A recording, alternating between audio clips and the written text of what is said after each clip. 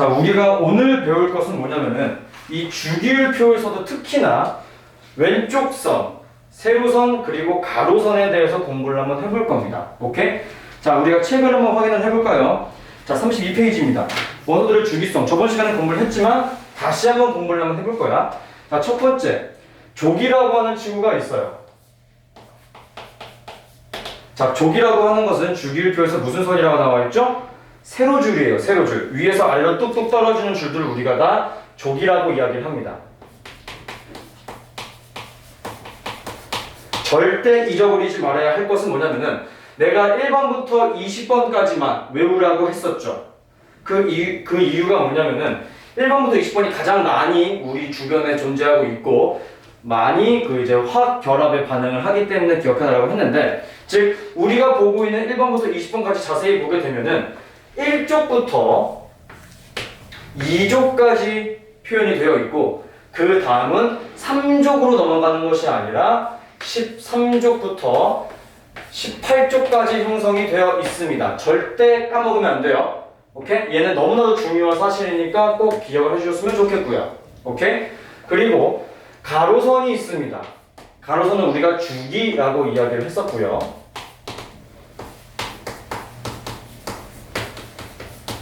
현재 우리가 외우고 있는 주기율표에서는 몇 족까지 존재하는 거죠? 4족까지 존재한다는 거. 오케이? 4족까지.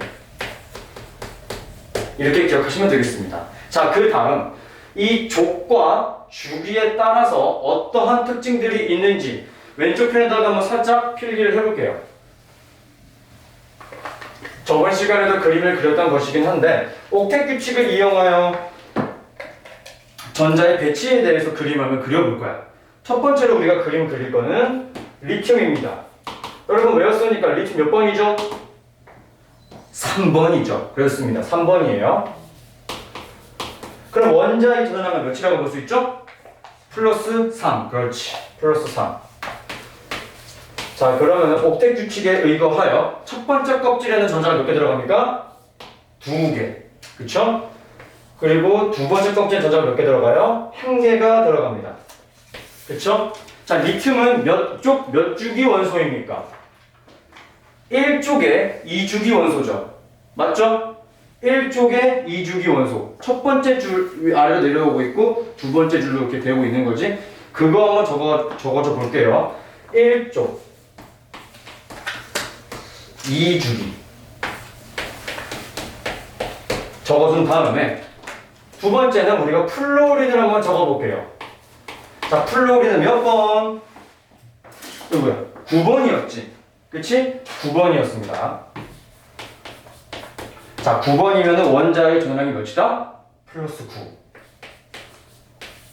첫 번째 껍질에는 전자가 몇 개 들어가요? 2개. 두 번째 껍질은 전자가 몇 개 들어가요? 7개가 들어가야 되겠지. 왜? 현재 플로린이 가지고 있는 전자의 개수는 총 9개니까. 이해하셨습니까? 자, 그러면은 플로린은 몇 쪽, 몇 주기 원소입니까? 자세히 보니까 하나, 둘, 셋, 넷, 다섯, 여섯, 7번째네. 그럼 7쪽이야? 아니라 그랬지. 왜? 세 번째 줄부터는 13이라 그랬죠. 즉, 플로린은 몇 쪽? 17쪽이다. 라고 가야 되는 게 굉장히 중요한 거예요. 자, 17쪽 몇 주기 원소입니까? 똑같이 2주기 원소다. 와, 그렇구만. 일찍 이해하셨죠? 자, 그 다음으로 가볼게요. 세 번째는 나트륨입니다.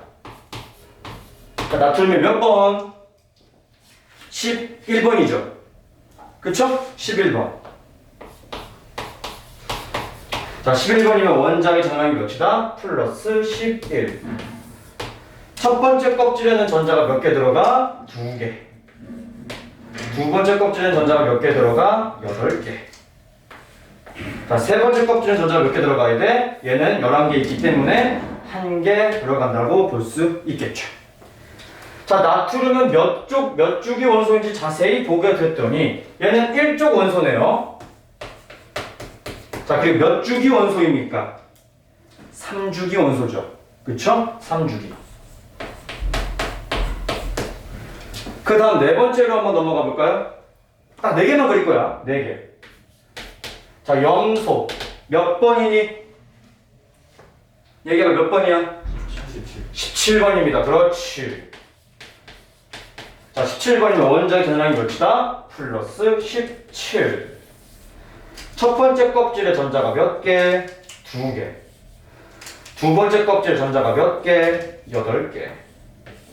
세 번째 껍질의 전자가 몇 개? 7개가 되겠죠. 자, 염소를 봤더니 얘는 몇 쪽 원소인가 자세히 이렇게 들여다보니 7쪽이야, 17쪽이야? 17쪽이다. 헷갈리면 안 돼요. 그리고 몇 주기 원소인 걸 알 수가 있죠? 바로 3주기 원소다. 자, 이렇게 그림을 그려 놓으시면 여러분들은 어떠한 공통점을 찾을 수 있습니다. 리튬과 나트륨 볼게요. 제일 마지막 껍질의 전자수가 몇 개죠? 1개. 얘도 1개. 오케이? 그다음 플루오린과 염소를 한번 비교해 볼게요. 제일 마지막 껍질의 전자가 몇 개? 7개, 7개. 또한 이번에는 옆으로 비교해 보겠습니다. 리튬과 플루오린의 전자 껍질 개수가 몇 개가 되는 거죠? 얘는 2개, 얘도 2개. 그 다음은 나트륨과 염소 한번 비교 분석해 볼게요. 나트륨은 전자 껍질이 3개, 염소도 3개. 자, 여기서 알 수 있는 사실은 무엇이냐? 족은 무엇을 의미하는 거냐? 제일 바깥쪽 kop질의 전자 개수가 일치하죠. 리튬 1쪽, 나트륨 1쪽, 하나. 플루오린 17쪽 7개, 염소 17번 17쪽 7개. 이해하셨습니까? 즉, 족이라고 하는 것은 제일 밖에 껍질 전자 개수예요. 오케이? 그리고 족은 무엇을 의미한다고 볼 수 있겠어요? 전자 껍질의 개수.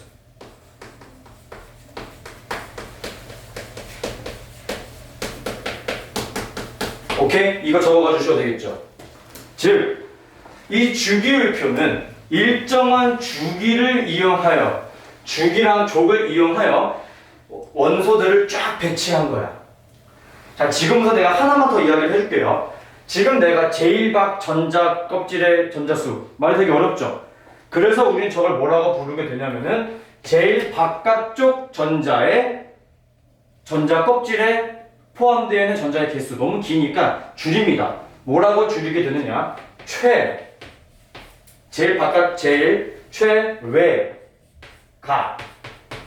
무슨 소리겠어? 제일 바깥쪽 껍질의 전자수. 이해하셨습니까? 즉, 족이라고 하는 친구는 최외각 전자수를 의미한다라고 생각하시면 되겠어요. 오케이? 제일 바깥쪽 껍질의 전자수, 최외각 전자수다. 이해하셨어요? 자, 그리고 책에서 제일 헷갈리게 하는 것 하나. 우선은 그걸 알려드리기 전에 하나 알려드릴 게 있습니다. 옥텟 규칙이 어떤 구조를 가지고 있다고 그랬죠? 2, 8, 8 구조. 네 번째 껍질이나 다섯 번째 껍질로 넘어가는 순간 그 2, 8, 8 구조는 반드시 성립한다라고 볼 수 없어요. 거기에 더 많은 전자가 들어올 수도 있어. 10개, 15개 이상도. 즉, 우리가 지금 공부해야 되는 주기율표 몇 번까지? 20번까지. 20번까지는 옥텟 규칙이 정확히 성립을 합니다. 그 이유는 성립할 수가 없어요. 근데 그러면은 다섯 번째 껍질의 전자 수도 무조건 여기랑 일치하는 것이냐? 그건 또 아니기 때문에 또 다른 단어가 하나 등장하게 됩니다. 뭐냐면은 원자가 전자가 등장을 해요. 자, 여러분, 원자가 전자라는 것은 뭐냐면요, 우리가 앞으로 배우게 될 화학 반응, 즉 이온 결합과 공유 결합이라는 친구들이 있는데 그 결합에 누가 움직이는 거라 그랬어? 전자가 움직이는 거라 그랬지.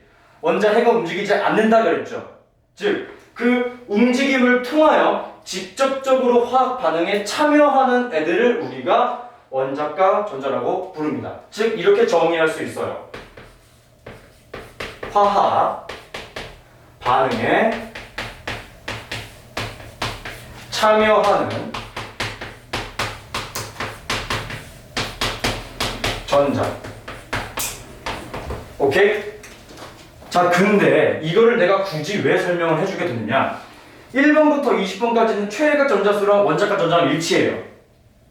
오케이? 하지만 우라늄 알아? 우라늄? 그 방사능이 마구마구 뿜어져 나오는 위험한 원소인 우라늄. 그 친구는 최외각 전자수랑 원자가 전자가 달라요. 왜? 원자가 번호가 너무나도 크기 때문에 직접적으로 화학 반응에 참여하는 전자는 최외각 전자보다 더 작을 수도 있어요. 하지만 우리가 지금 공부하고 있는 1번부터 20번까지는 최외각 전자수랑 원자가 전자랑 비슷하다. 그냥 지금 당장은 똑같다라고 봐도 무방합니다. 이해하셨나요? 지금 당장은 똑같아요. 다시 한번 얘기하지만 원자 번호가 너무나도 커지게 되면은 최외각 전자수랑 원자가 전자의 수가 달라질 수 있기 때문에 그거에 대한 위험성을 지금 그냥 그런 게 있구나라고 알아두시기만 하면 되겠고, 우리가 지금 열심히 화학 반응에 참여하는데 알아둬야 되는 1번부터 20번까지는 둘은 거의 비슷한 경향을 보이고 있다 라고 생각하시면 되겠습니다. 됐나요? 오케이.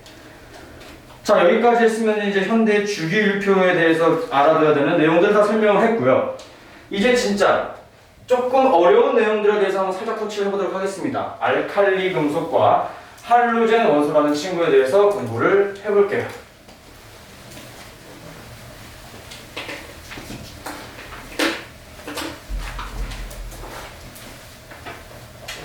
제일 먼저 공부해야 되는 친구는 알칼리 금속입니다.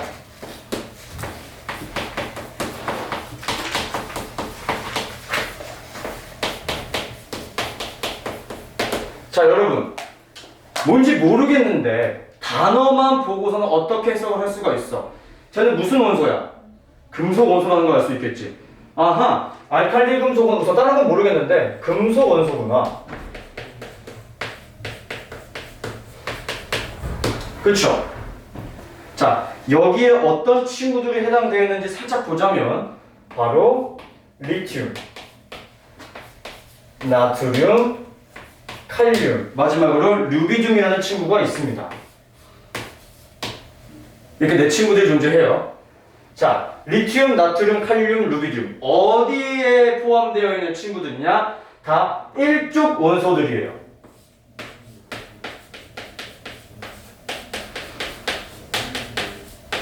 자, 근데 잘 생각해봐. 일족에 얘네들만 있나? 누가 하나 더 있어. 친구 얘기하는 거. 수소가 있지. 절대 헷갈리면 안 되는 거. 수소는 금속이야? 아니야. 그래서 여러분들이 꼭 알칼리 금속을 이야기할 때 수소도 일족 원소이기 때문에 수소에 동그라미 쳐놓고 얘는 알칼리 금속입니다 라고 이야기를 해요. 그럼 죽어 진짜. 내가 제일 처음 시작할 때 너에게 어떤 식으로 개념을 강의했어? 금속이라 그랬잖아. 금속이라 그랬지. 수소는 해당이 돼, 안 돼? 절대 안 돼. 절대 헷갈리지 마. 지금 이렇게 말로만 들으면은 아니 수소, 금속 아니까 누나 다 아는 거 아닙니까? 라고 얘기할 수 있어. 근데 꼭 시험 문제 보면 틀려요. 오케이? 자, 다시 한번 강조합니다. 수소는 제외. 오케이? 수소는 제외하게 될 것이다. 그리고 특징들을 하나씩 한번 나열해 보도록 할게요. 자, 금속들이기 때문에 대부분 실온에서 고체예요.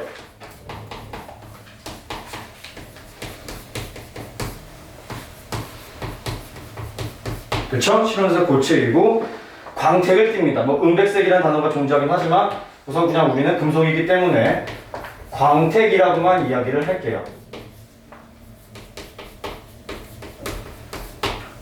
자, 그 다음 다른 금속에 비해 밀도가 작고 칼로 잘릴 정도로 쉽게 무르다. 오케이? 즉 얘네 알칼리 금속은 밀도가 작고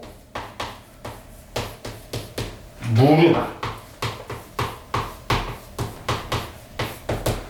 칼로 서걱서걱 썰려요. 금속이. 독특하지? 아주 이러한 특징들을 가지고 있다는 거 알아두시면 되겠고, 그 다음 반응성이 매우 크다라고 합니다. 아이고 왜 세 번째야? 네 번째지. 반응성이 매우 커서 누구랑 누구랑 반응한다? 수소와 물과 반응한다. 아시겠죠? 오케이? 자, 굉장히 중요한 특징입니다. 자, 그 다음 또 여러 가지 특징이 나와 있어요. 공기 중에 산소와 반응하여 광택을 잃는다라고 나와 있어. 자, 우리가 공기 중에 산소를 차단할 수 있는 방법이 있나? 진공 상태를 만드는 것 빼고는 힘들겠죠. 그러므로 얘네들 5번째 특징이야. 산소와 반응하기 때문에 광택을 잃어버리게 됩니다. 즉 산소와 반응한다라고 하는 것은 쉽게 얘기해서 녹이 쓴다, 즉 산화한다라고도 이해하셔도 충분히 되기는 하는데 그거는 이미 다음에 배울 거기 때문에 자세히 얘기하지 않을 거고 산소와 반응을 합니다. 그러면은 순수한 리튬, 나트륨, 칼륨, 루비듐을 우리가 실험에 사용하고 싶어. 그럼 어떻게 보관을 해야 되겠어? 산소를 완전히 차단한 상태에서 보관을 해야 되겠지. 근데 그게 쉬워? 진공 상태로 만들지 않는 이상 힘들겠지. 그래서 얘네들은 어떤 식으로 보관을 하게 되느냐? 석유나 파라벤인가? 파라핀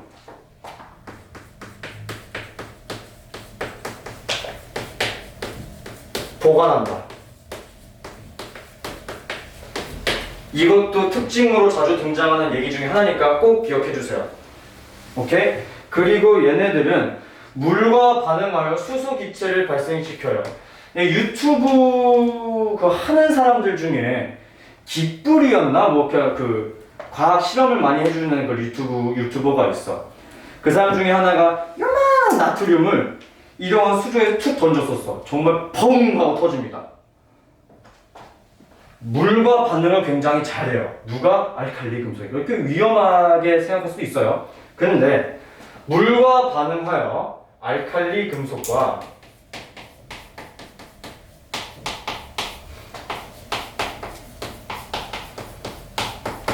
물과 반응하여 수소 기체를 내뿜게 되는데 이것도 굉장히 중요합니다. 폭발 가까이 폭발처럼 일어난다고 생각을 하셔야 돼요. 그리고 이때 생성된 수용액은 무슨 성을 띈다고 나와 있어?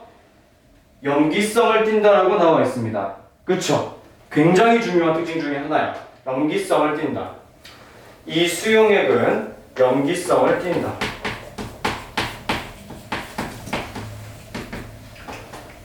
오케이? 기억하실 수 있어야 됩니다, 얘들. 자, 그 다음 반응성 얘기가 나오네요. 자, 반응성 얘기는 제가 옥텟 규칙에 대해서 설명을 드릴 때 한 번 말씀을 드렸었어요. 자, 리튬 몇 번이야? 3번. 나트륨 몇 번이야? 11번. 칼륨 몇 번이야? 19번. 뒤로 가면 갈수록 원자 번호가 커지죠. 그쵸? 그리고 리튬은 원자 번호가 3번이기 때문에 첫 번째 껍질의 전자가 2개, 두 번째 껍질의 전자가 하나 있는 거야. 그쵸? 즉 얘네들이 반응을 한다라고 하는 것은 이 하나 남은 전자를 홀라당 하고 버려야 하는 거야. 자, 그러면 얘 지금 자석이거든요? 여기다 딱 붙어. 이렇게 하면 이렇게 멀리 있을 때 떼는 게 쉬울까? 가까이 있을 때 떼는 게 쉬울까? 멀리 있을 때가 떼기가 쉽겠죠. 즉, 저 전자라고 하는 친구도 버리기 위해서는 원자 핵과 가까운 게 좋을까? 먼 게 좋을까? 버리려면은 멀리 있어야 좋겠지. 왜? 지금 플러스와 마이너스 사이에는 무슨 힘이 작용하고 있으니까 인력이 작용하고 있잖아. 이해하셨어요? 서로 끌어당기는 힘이 작용하고 있잖아. 근데 그 인력을 이겨내고 전자를 갖다 버리려면은 우선 최대한 멀리 있어야지 버리기 쉬울 거 아니야. 이해하셨죠? 그러므로 리튬, 나트륨, 칼륨, 루비듐 얘는 2주기, 얘는 3주기, 얘는 4주기, 얘는 5주기야. 아까 주기가 무엇을 의미한다 그랬죠? 전자 껍질의 수. 즉, 전자를 더 빨리 버리기 위해서는 전자 껍질의 수가 더 많아야 되는 거지. 그럼으로 인해서 7번 반응성은 리튬보다는 나트륨이, 나트륨보다는 칼륨이, 칼륨보다는 르비듐이 더 반응을 잘합니다. 결국 이 순서는 무엇을 의미하는 것이다? 전자를 쉽게 버리는 순서다. 이해하셨죠? 굉장히 중요한 얘기입니다, 이거. 반응성에 대한 얘기. 이해하셨어요? 여기서 내가 특히 꼽으라고 한다면은 이거, 그리고 이거, 그리고 이거. 이렇게 세 개. 저 세 친구는 시험 문제에 굉장히 자주 등장하고 있고요. 서술형에도 꽤 자주 등장하는 친구이기 때문에 꼭 기억해 주세요. 오케이? 아시겠죠? 자, 그 다음 할로젠 원소 가보도록 하겠습니다. 자, 지워도 되지? 지울게요.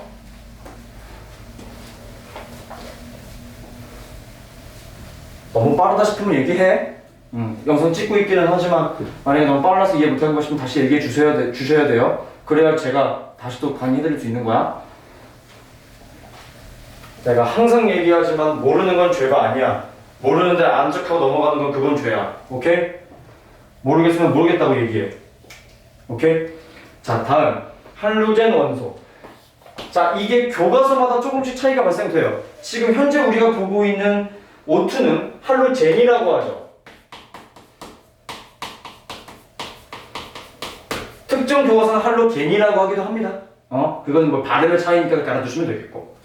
자, 얘네들은 우리가 쉽게 얘기해서 비금속 원소구나. 즉 금속이 아닌 물질들이 대부분입니다. 오케이? 비금속 원소.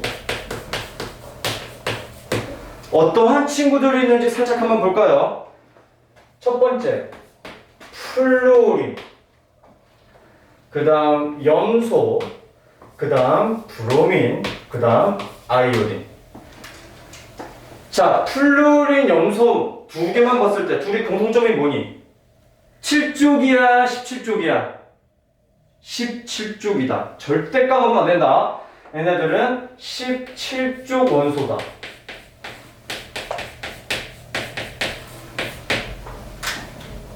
오케이? 17쪽 원소라는 거 기억해 주셨으면 좋겠고요. 자, 그리고 얘네들은 반드시 두 개씩 붙어 있어요. 무슨 소리냐? 우리 책 이름이 뭐야? O2. 수소 어떻게 써지 우리가? H2, N2 그런 식으로 두 개씩 붙어 있는 거죠. 그것을 조금 어려운 말로 우리가 이원자 분자라고 부르게 되는데 그냥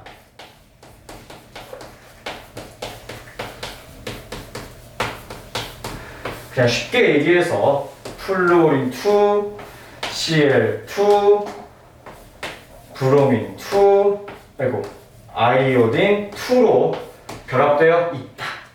이렇게 생각하시면 돼요. 이게 다야. 오케이. 아하. 얘네들은 두 개씩 뭉쳐있는 친구들이구나 라고 생각하시면 되겠습니다. 근데 이 친구도 굉장히 중요한 특징이 하나가 있다면 금속과 수소랑 반응을 합니다. 오케이? 금속과 수소에 반응한다. 아시겠죠? 오케이? 그리고 그 다음 특징이 굉장히 중요한데 이유를 설명해 줄게. 이 친구는 특히나 누구랑 굉장히 반응을 잘하게 되느냐? 나트륨과 반응을 잘합니다. 누구랑? 나트륨과 반응을 잘한다. 오케이? 그리고 얘네들은 또한 누구랑 반응을 잘한다 그랬어? 수소랑 반응을 한다 그랬죠. 그치? 이 수소랑 반응을 하게 되면은 특정한 원소가 하나 생성이 됩니다. 분자라고 얘기하는 게 더 옳은 표현일 수 있죠. 바로 할로젠화 수소가 생성이 됩니다. 무슨 화? 할로젠화.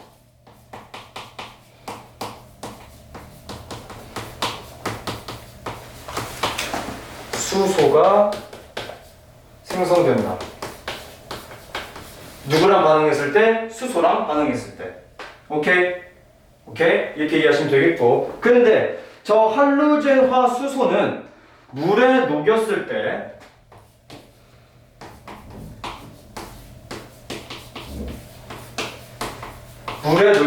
특정한 성질을 띠게 돼요.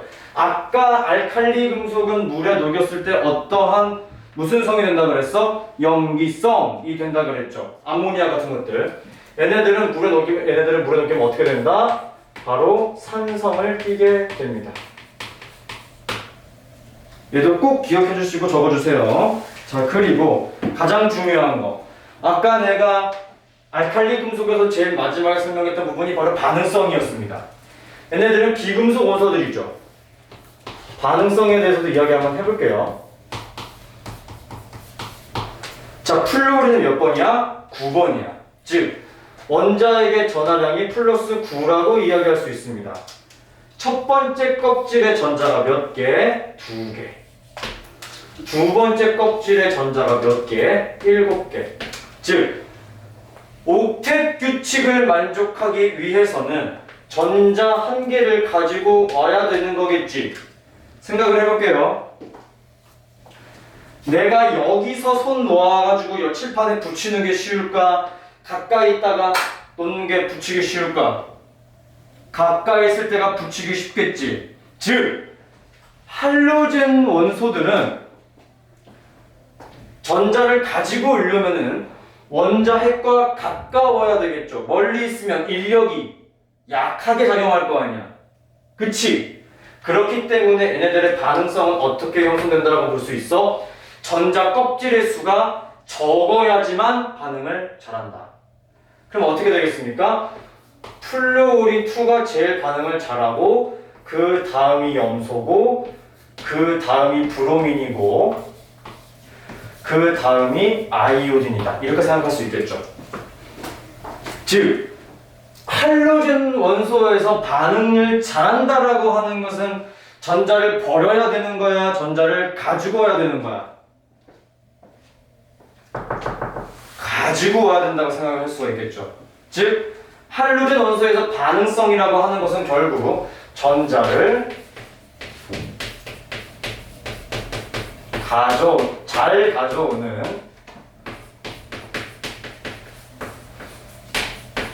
순서다. 이해하셨습니까?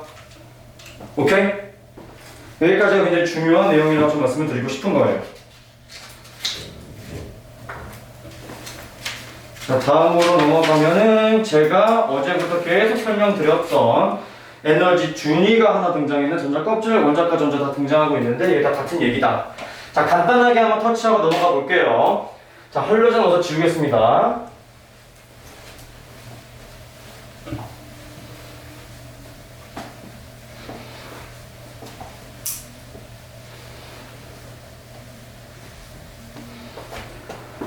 자, 할로젠 원소 밑에 나와 있는 거는 원자의 구조예요. 원자의 구조는 공부할 만하지. 원자의 구조.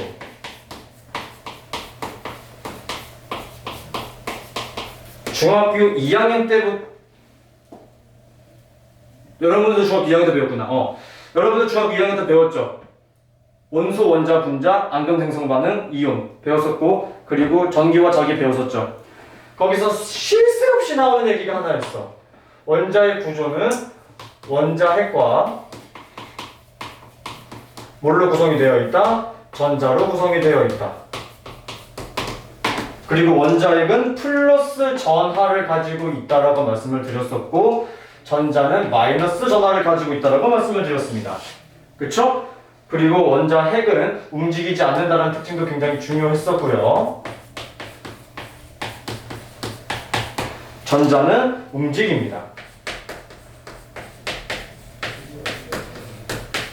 그리고 1단원에서 배우고 왔어야 되는데 아직 내가 터치 안 해가지고 간단하게 얘기를 하자면은, 원자핵이라는 친구는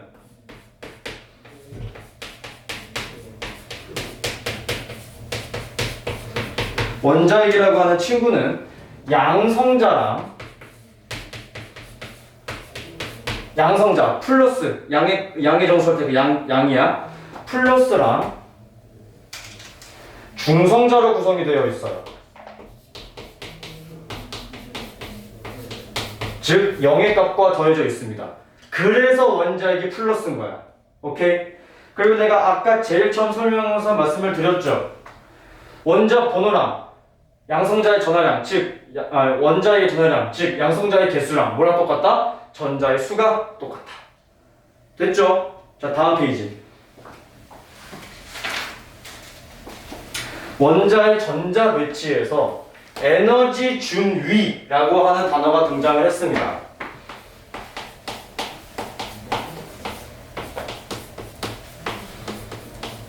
자, 이게 뭐냐면은 라발파라고 해가지고 라이먼 계열, 발머 계열, 파슨 계열이라고 해서 파장에 대해 등장하는 내용이라고 생각하시면 되는데 그건 진짜 화학에서 나오는 내용이고 화학 1이라고 하는 교과서에서 나오는 부분이기 때문에 간단하게 설명을 해보자면 이런 내용이에요. 전자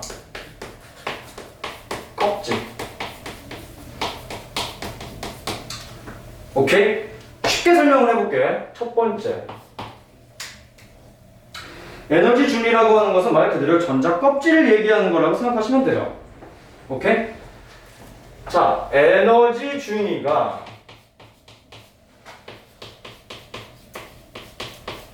낮다 라고 하는 것은 결국 전자 껍질이 수가 적다라고 생각을 하시면 되겠고, 즉 주기가 작아진다라고 생각을 하시면 되겠죠. 1주기 전자껍질 1개, 2주기 전자껍질 2개, 3주기 전자껍질 3개니까. 오케이? 그런 개념이라고 생각하시면 되겠고, 에너지 준위가 크다라고 하는 것은 결국 전자 껍질의 수가